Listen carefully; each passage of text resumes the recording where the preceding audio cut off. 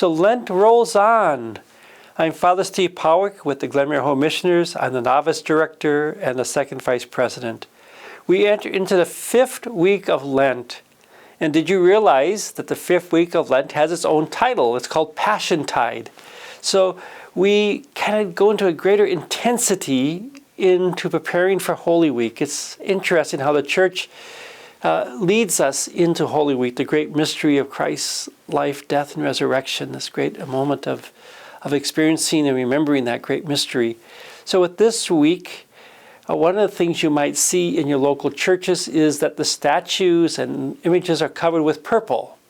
In the United States, that is a common practice.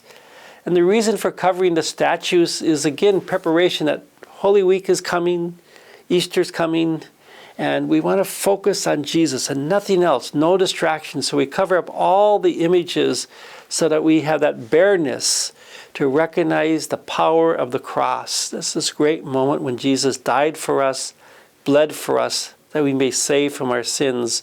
When he descended to hell and came out to open up heaven for all of us in the heavenly ways. So this great moment of the Holy Week. So we use purple.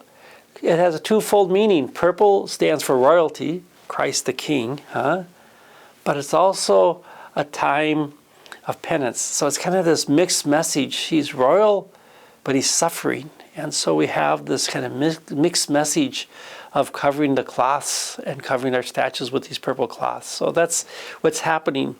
The readings bring us into preparation by seeing a lot of from John's Gospel where Jesus and the authorities are in little tensions, kind of preparing us to understand the great tension that leads to his crucifixion.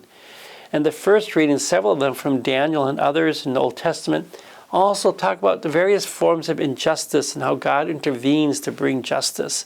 So this week is leading us into Holy Week, this Passiontide. The Passion of Christ, we hear that phrase, and the Passion of Christ means the life, death, and resurrection of Jesus Christ.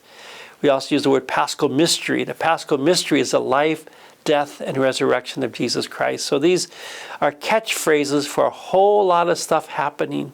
And so as we enter this 5th week of Lent, don't give up if you've broken your promises. Hang in there, recommit to them, and prepare yourselves to meet the great love of Jesus through the power of the cross and the power of the resurrection.